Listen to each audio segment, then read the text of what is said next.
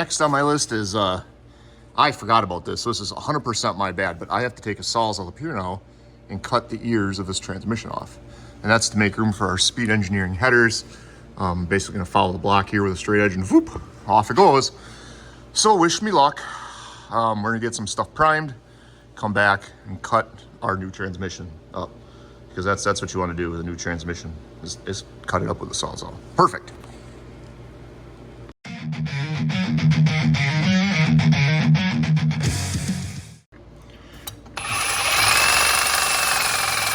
Nice and slow.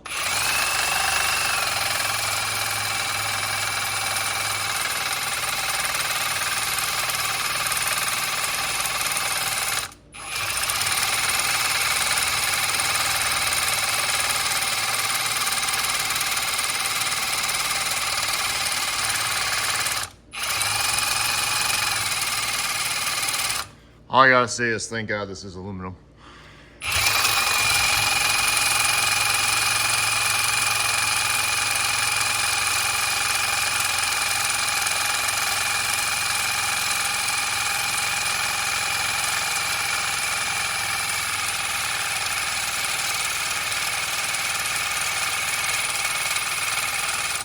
All right, this is hard to do with the camera in my face. I'm gonna finish cutting this and I'll come back and show you what it looks like when I'm done.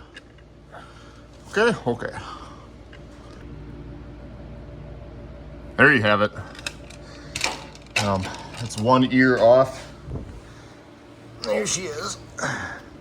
But what that gives us is room for that speed engineering flange, that 3-inch collector to come about right here. So I mean, like I said, it'll be tight. So I'm gonna come in here with a grinder, flap wheel, I guess, I'm sorry. Flap wheel, clean this up so there's no sharp burrs. And then, well, since we're down here making a mess, we might as well. This is the worst one.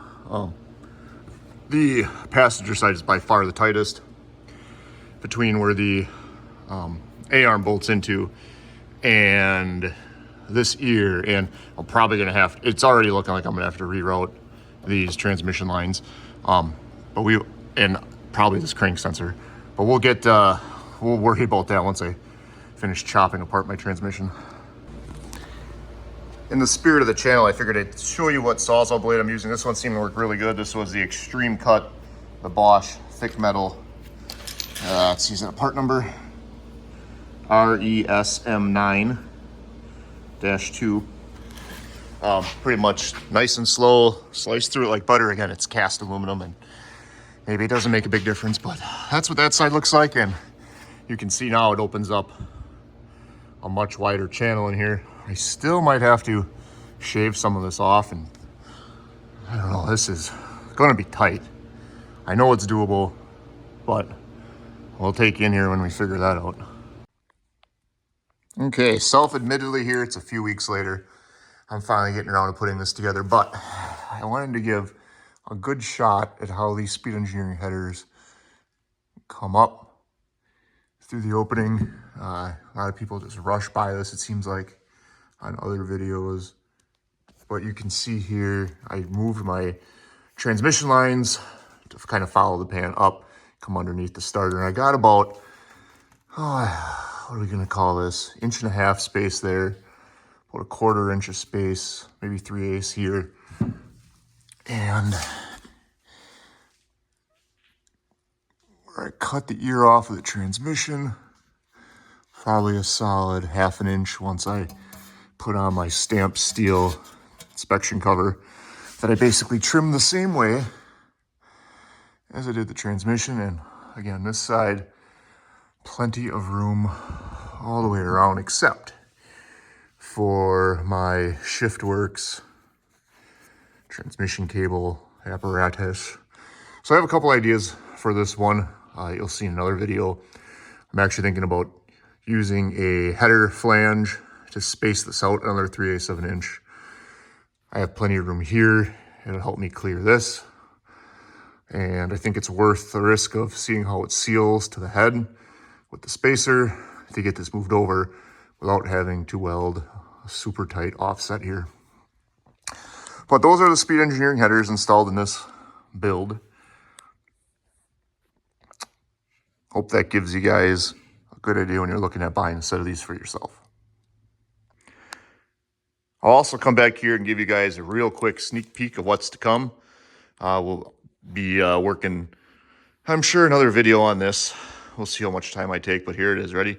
3, 2, 1. Whoop! Don't know if you caught that, but it's another sneak peek. These probably give it away, but we're getting there. Every week, a little closer.